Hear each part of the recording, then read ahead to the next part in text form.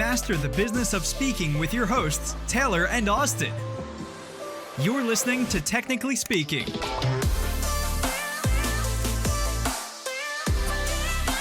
Welcome to another episode of Technically Speaking. We're your hosts, Taylor and Austin. Now, let me know if this sounds familiar. You need to work harder. You need to put in more time. If you're not growing, you're complacent.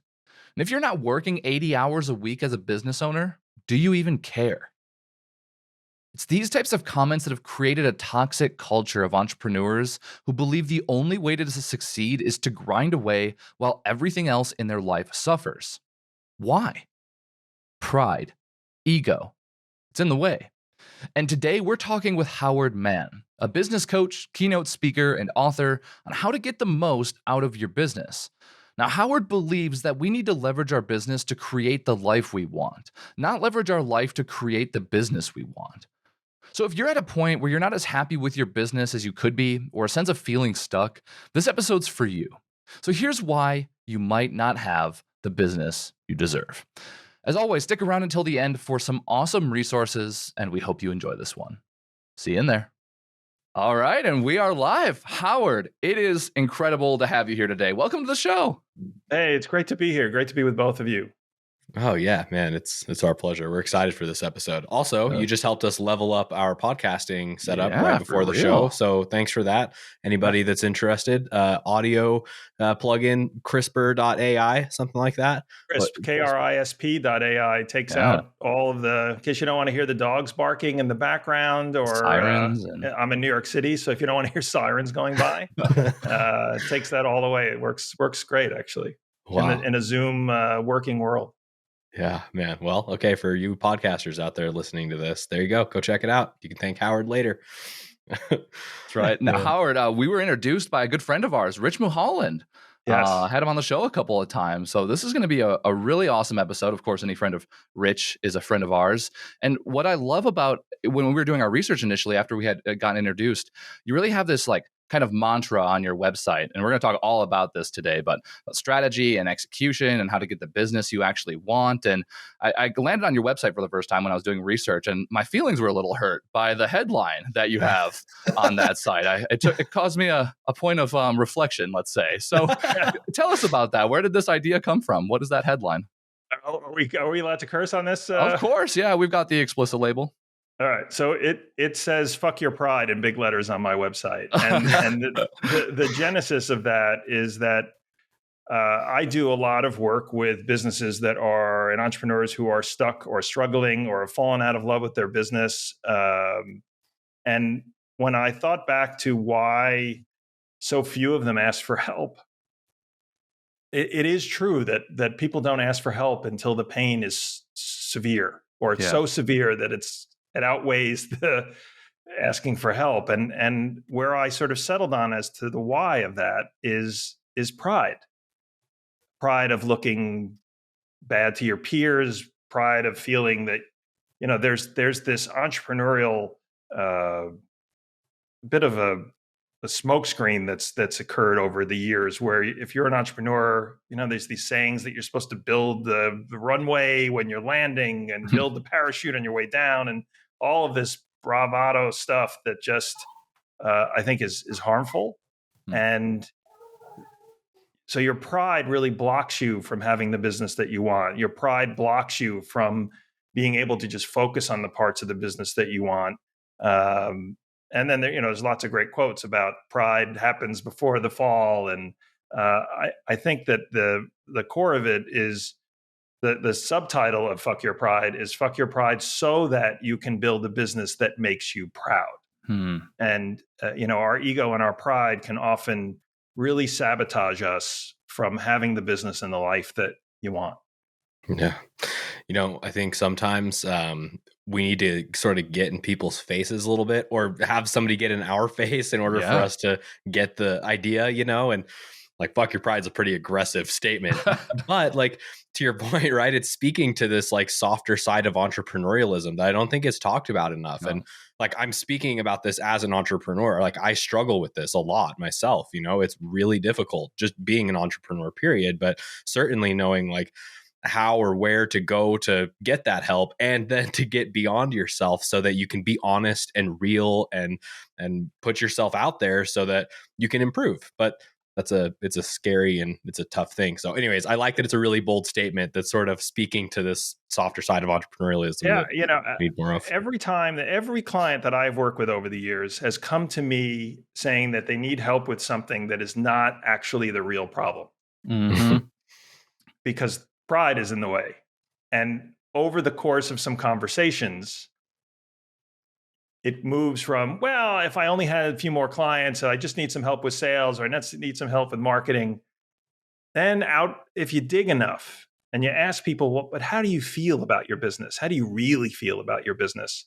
All of a sudden, these nuggets come out over time that reveal the real problem and the real thing to fix. I often say that most people just want to talk about the icing on the cake, but don't want to talk about the cake, which might taste terrible. So all the icing in the world's not going to help it. And to get to the cake, you've got to get below your pride. Where does that? I was just going to ask the exact same thing. Taylor, go ahead. You can ask that question. We're on the same wavelength, of course. Yeah. So, like, where do you think that like hurdle comes from for people? Where do we lose track? Like, what happens in the entrepreneurial journey that's the normal?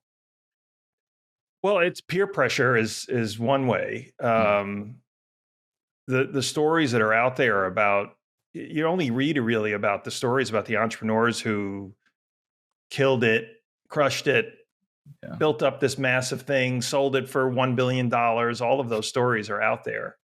And so anything that you're doing that feels less than that feels like a failure. And there is this this problem and this distortion that's happened to the word entrepreneur, which to me, when I think of an entrepreneur, is not necessarily a tech startup that's trying to raise a lot of money and rocket to $1 billion in revenue. It's a business owner it's a business person who operates the business that they own. Mm-hmm. And that used to be a sexy thing. That used to be enough. And somewhere along the way, that's not enough. If you have a business, a $5 million business or a $1 million business that gives you the life that you want, it takes care of the people that you care about, it does some good in the world, it's fulfilling for you to get up and do it every day, that's a win.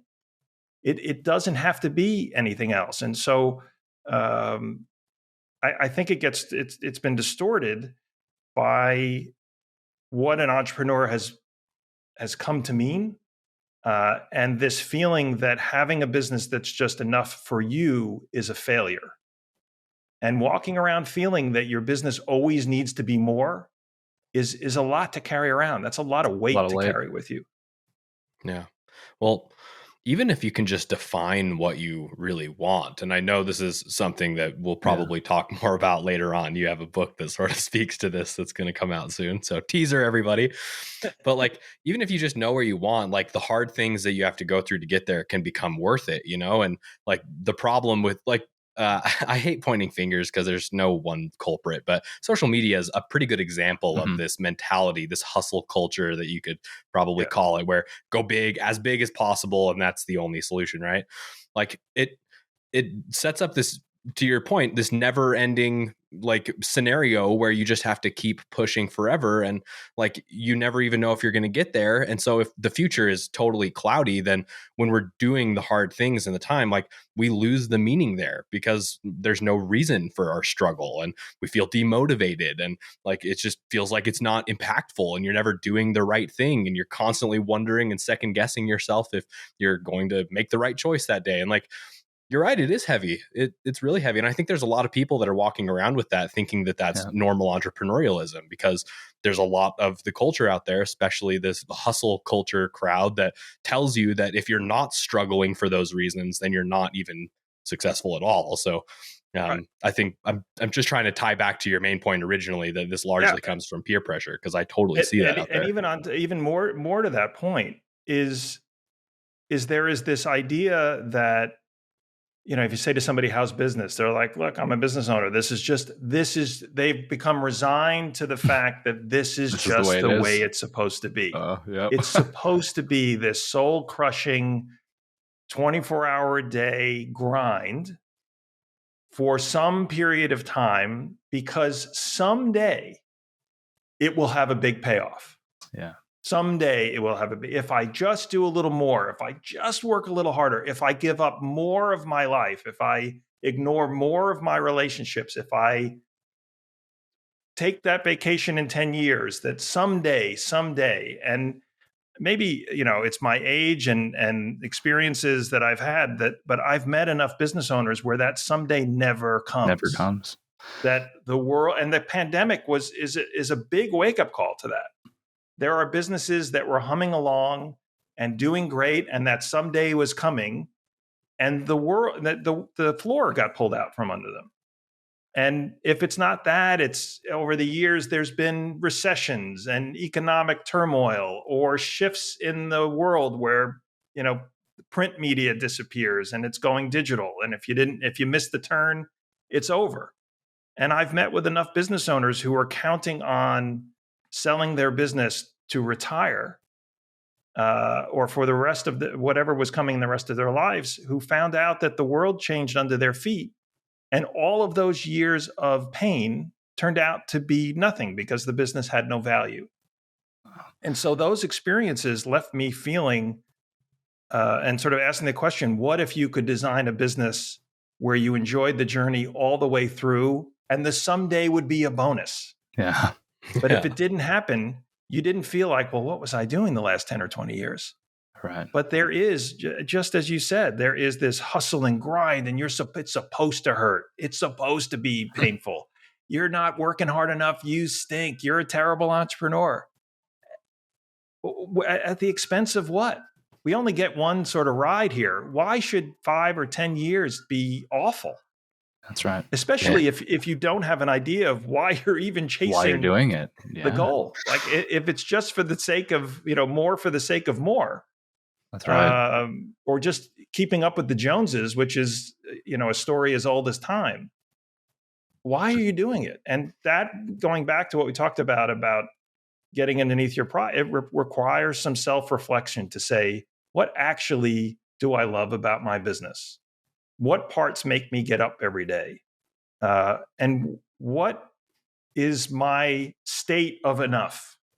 Is it a country home? Is it just a home? Is it I want to send my kids to a certain school? Is it I want to be able to travel a lot? Yeah. Is it I want to have this much in the bank for comfort? One person's number could be 10 million, another could be 1 billion, but another person could be like, you know what? If I had a company with 4 people who I loved working with, and we got to choose just the clients that we absolutely adore, or, to a lot of your audience that, I'm giving 10 speeches a year, but they're exactly to the people that I want to reach and connect with, then that's my enough. And that's okay.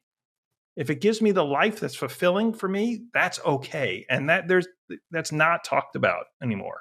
Yeah. There's such a divide. Yeah. I mean, there's such a, people really put a black and white line. I think it's natural, of course, the brain wants to do this, but between your personal life and your business life, and your business just has to grow.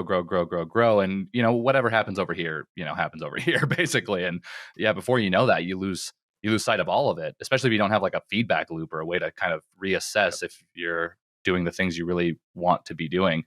It's actually, you brought up an interesting story that I heard recently. I was having a conversation with a gentleman named Bob Moesta. He was one of the principal architects for the Jobs to Be Done framework. It's a marketing framework. And he has this counter on his phone that he showed me, and it has 2,216 days on it. I was like, well, what's that? And he says, my mom passed away at 65. And for 64 and a half years, she said, when I retire, I am going to do all of these things. So she retired at 64 and a half and passed away 6 months later, basically. So he was like, this is my counter. That's the day she passed away. That's how many days I have left as far as I'm concerned. So I have to keep that kind of front and center. And that rattled me to my bones, because I feel like as an entrepreneur, you can lose sight of that, especially when you're stuck in the weeds and not really maybe feeling so in line with your purpose.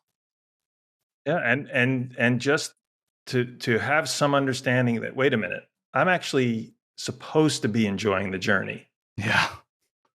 This is not some epic struggle to cross the ocean in a torrential storm and hurricane and whatever. This is supposed to be where you're spending 70% of your time. Yeah. The idea that it's supposed to be this soul-sucking grind is a broken line of thinking.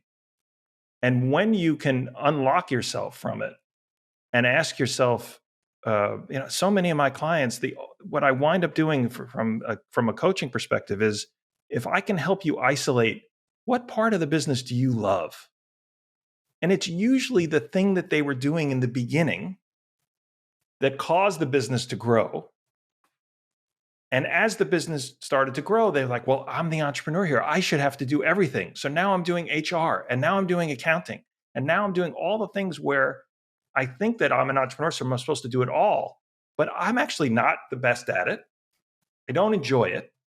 And I'm spending less and less time in the thing where I actually create value for the business, and I love doing it. And I could do it all day and never get tired. And for many, it's meeting with clients, it's coming up with ideas, it's working on product, or working on the service, or it's doing marketing.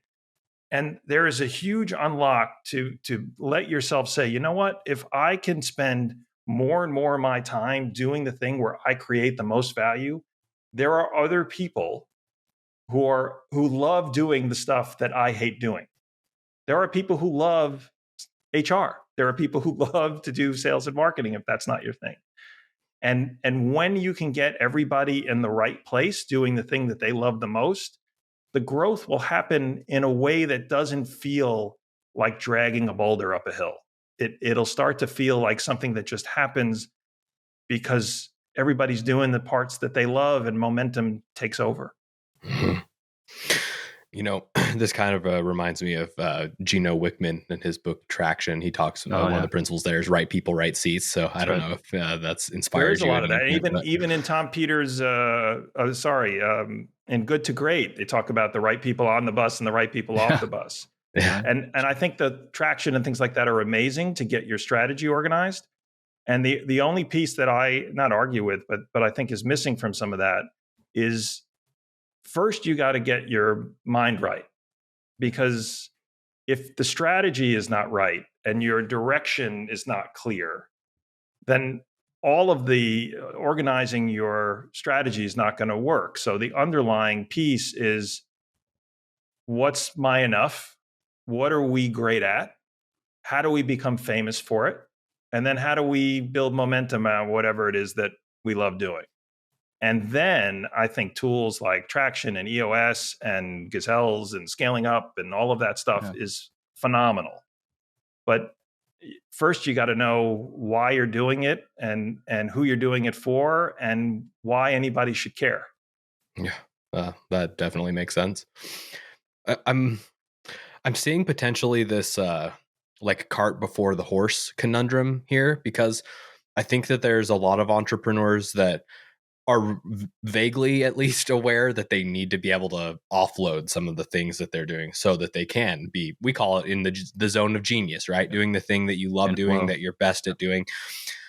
But in order to do that, there does have to be an amount of growth, right? And so we need to hire people to grow, but we need to grow so that we can hire people. And I think that it can be tricky. Like again, speaking from our own experience, right? Knowing where the line is to where we invest in the new person before maybe we're even comfortable with it so that we can grow more, or how much we need to grow so that we can actually justify bringing on that next person, right? Like these are sort of existential questions, it seems like. So what that do you have is an answer always to that? tricky.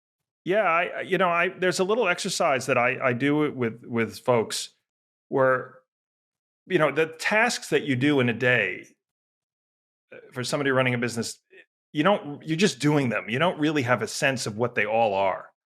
So I try to have them first make an exhaustive list for a one full day of every single thing they do, even if it's getting paper clips and making photocopies and making this many phone calls and doing whatever it is, just an exhaustive list. And then take that list and start to compartmentalize it on what are the things that I'm actually not that good at? What are the things that I actually am good at, but I don't like doing? And in that list is where most people wind up spending their time, because they think because they're good at it, that's it. But your zone of genius is something that you're so innately good at that you actually don't think that everybody can do it, because it comes so naturally to you. And if you can isolate those, turn that list into buckets and see those tasks in front of you, then you have this sort of process now in front of you of, okay, let me look at each one, and can I automate or delegate one at a time? I think entrepreneurs want to flip a switch and say, okay, I can hire somebody now, or I can make that leap. But it's a gradual process of, let me see if I can just unload these 3 tasks, and then I have a little bit more time to be in my zone of genius. Let me see if I can automate these 2 things, and maybe there's a way to virtually offload some of this stuff because I'm not ready to hire somebody, but I could bring on somebody. Especially nowadays, you can bring somebody who wants to work remotely, and maybe they're happy working 10 hours for you a week or whatever it is. And the key, though, is to see it clearly in front of you as a roadmap, as opposed to this binary, I've got to take on a salary or I can't, or I'm stuck. As opposed to, let me create a little bit of a path, and I'm going to know when I start feeling that I'm spending more and more time in my zone of genius, because the revenue is going to start to come in as a byproduct of that. And I'm going to have a little bit more comfort, and it's not going to feel like a leaping off a cliff to make that higher. Yeah. I love that breakdown. And for those of you listening, like, really capture for a moment what Howard just said. Like, it's a small approach, just one thing at a time. And this is what's really nice about, if you know where you're heading, like, there's no reason why you can't just go to Fiverr or Upwork and find people to handle those one-off things that you just know that you aren't good at and somebody else could help you with. It doesn't need to be this giant leap of all of a sudden you need a salary. And it's kind of like, I think with hiring, it's almost the same mentality that you broke down, Howard. Well, one day I'll be able to do this, and when I can hire that person, I'll be able to do this. Like, it's always kind of that one day mentality, and then, one day never comes because we just never took action on those small steps. And you get stuck by that leap. I mean, that's right. Bringing on a salary and everything that entails is a big leap, no matter how you do it. That's right. And it will feel so scary. And for most entrepreneurs, that money that you use to hire somebody is really coming out of your pocket. It is. So you might just say, look, just sheer greed or lifestyle, I can't give it up. I'd rather just do the work myself. And then you get stuck in this loop of, I have to do everything. I can never spend any time doing the things that'll grow the business.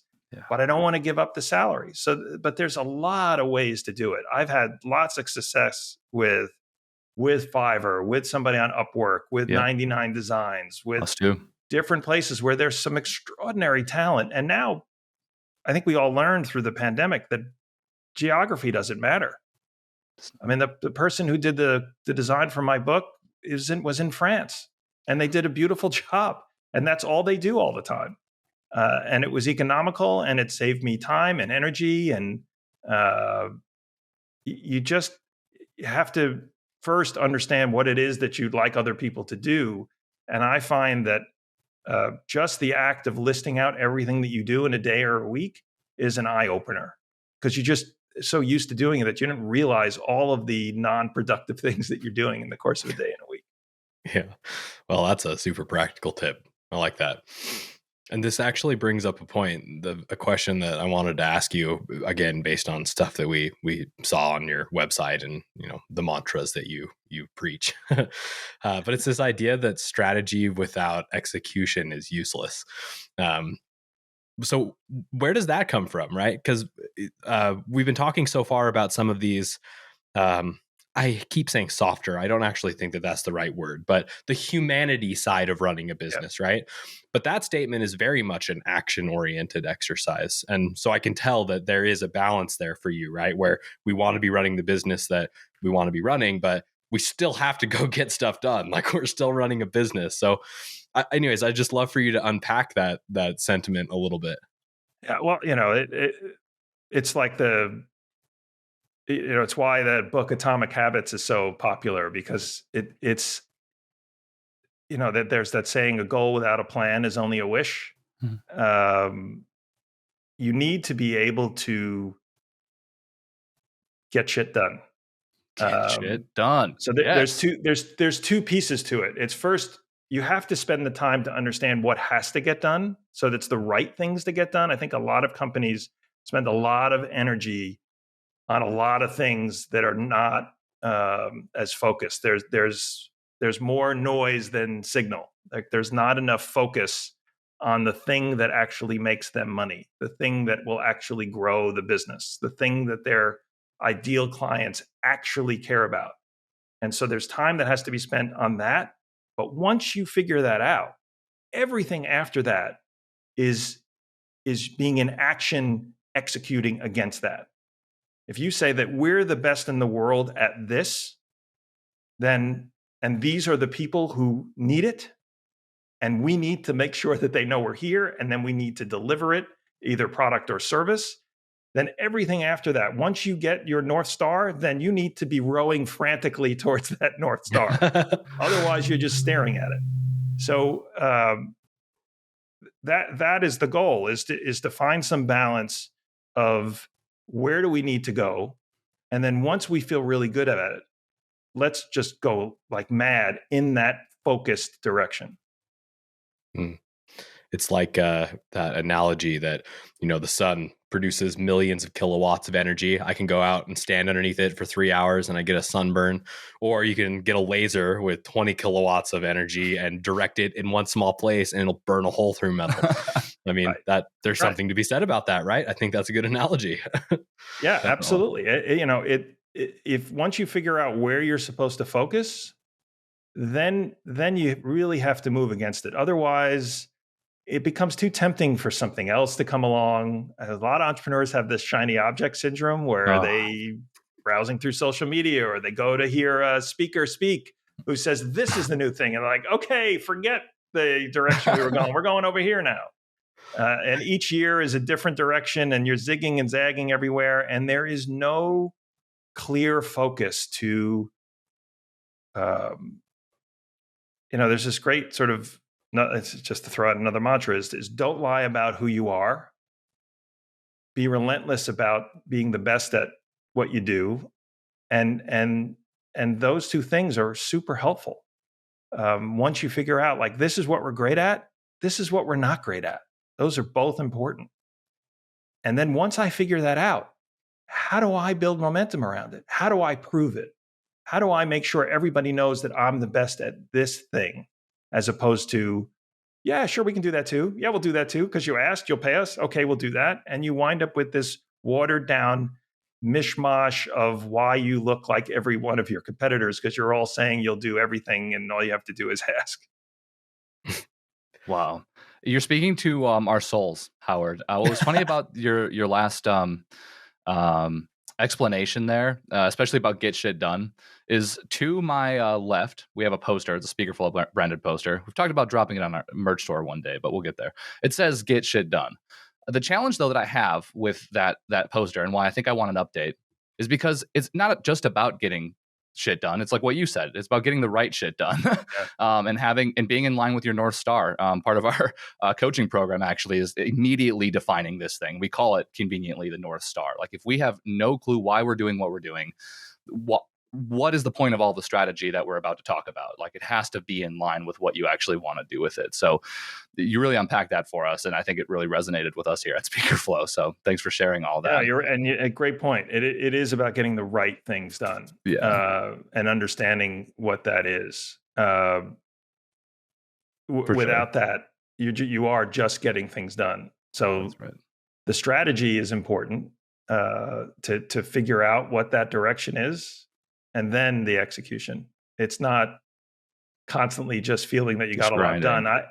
In my first book, I talked about this idea that when sprinters run a 100-yard dash, they actually think about the finish line 5 steps past where the finish line is, because the temptation is to slow down at the finish line. Mm-hmm. And why I was reminded of that is that I think we we just look to tick things off of our to-do list or tick things off of our project list. So like, the example I always give is that people, make a new website and they launch the new website and that's the finish line. But that's not actually the finish line, because the goal wasn't to put up a new website. The goal was that the website should do something. It was going to help us get new clients. Otherwise, don't do it. And so it's figuring out what are those actions that will show up in the checking account that have to get done, and that becomes your finish line. And those are the things that have to get done. At the end of the day, if you don't make enough money and you don't make more than you spend, you don't have a business. So figuring out the things that you have to do with the minimal amount of expenses that you have to do them creates profit, which reduces risk, which creates comfort, which allows you to have the life that you want. I think the moral of the story is and where I like to work is this intersection of where what you need individually as an entrepreneur intersects with what your business needs. And in that sweet spot is where you find fulfillment and where you deliver maximum value to your business, all at the same time. Wow. What a way to end this episode. Howard, this has been just jam-packed of practical stuff that I think everyone can take away and start doing right now, like especially that delegation exercise. You've come and provided a ton of value. Thank you so much for sharing all of your insights with us Always today. a pleasure. A pleasure. Yeah. And so what else are you working on right now that our listeners can benefit from? I actually just finished a book I hadn't wanted to write another book for 12 years since the first one. I didn't know if I had something I wanted to say, but I put together a book of what I'm calling short business stories that focus around this idea of what is your enough, not chasing more, that business should be a craft that you practice and perfect, focuses on making work more fulfilling to you for whatever that means. And it's going to launch in late February, early March. Fantastic. Well, hey, I'll make sure a link is in the show notes. And look, if you like this episode, don't forget to rate it, like it, subscribe to it. And if you want more awesome resources like this, go to speakerflow.com/resources. Thank you so much for chiming in. I just wanted to take a second to thank our sponsor, Auxbus. Auxbus is the all-in-one suite of tools you need to run your podcast. And it's actually what we run here at Speakerflow for Technically Speaking. It makes planning podcasts simple. It makes recording podcasts simple. It even makes publishing podcasts to the masses simple. And quite honestly, Technically Speaking wouldn't be up as soon as it is without Auxbus. Thank you so much, Auxbus. And if you are interested in checking Auxbus out, whether you're starting a podcast or you have one currently, get our special offer, auxbus.com/speakerflow, or click the link below in our show notes. Thanks for tuning in today. Check the show notes for more info and see you next time. Later.